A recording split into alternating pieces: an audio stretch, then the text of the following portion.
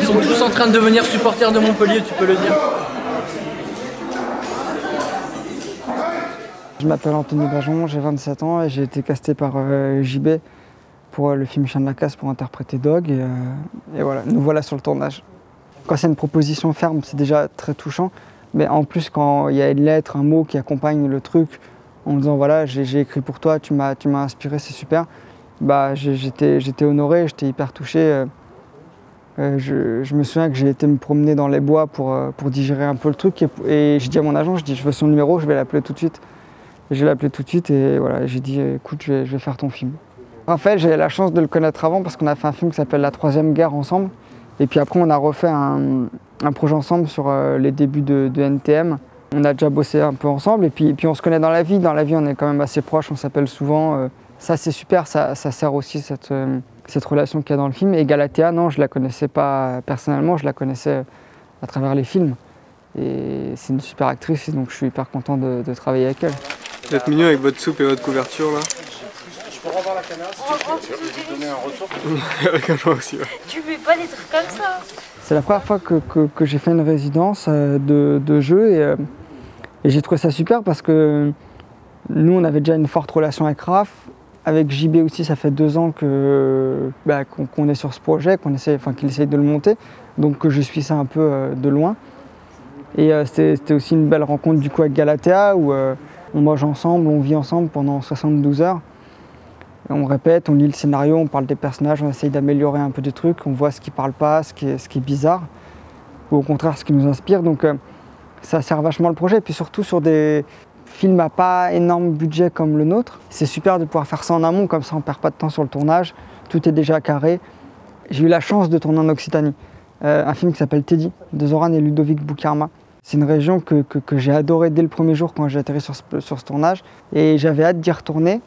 Et là, j'ai retourné avec le film de JB et à chaque fois il y a ce même truc hyper familial, on s'y sent bien et tout. C'est pour ça que moi j'ai dit que je voulais pas du tout rentrer les week-ends parce qu'en fait je me sens très bien ici et que j'ai envie de m'imprégner de la région parce que d'abord déjà ça sert les personnages et il y a ce truc un peu à la fois en autarcie et coupé de rien du tout en fait. Il y a un peu cet entre-deux qui est vraiment super et c'est une super région qui offre ce truc là pour le coup.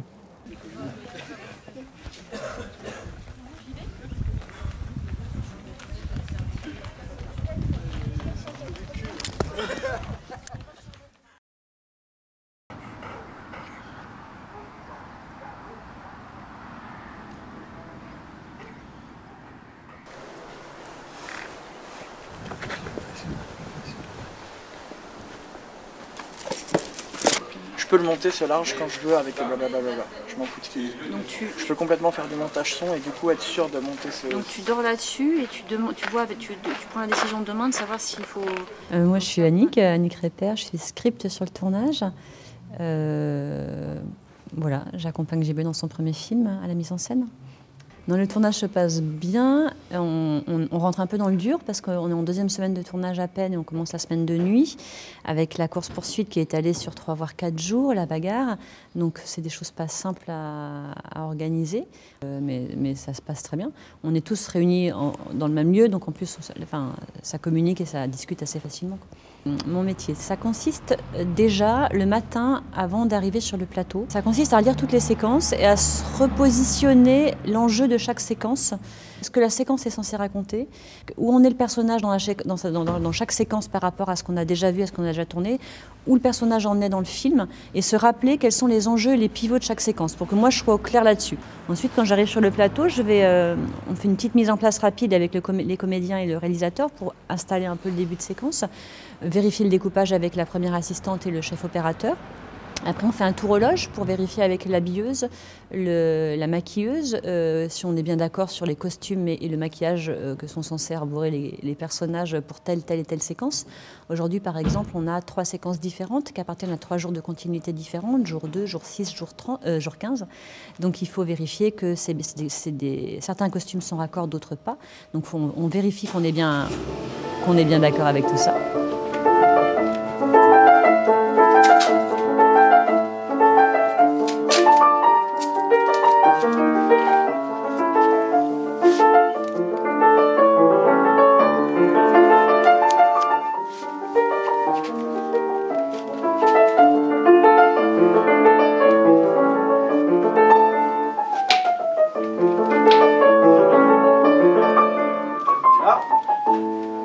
note là.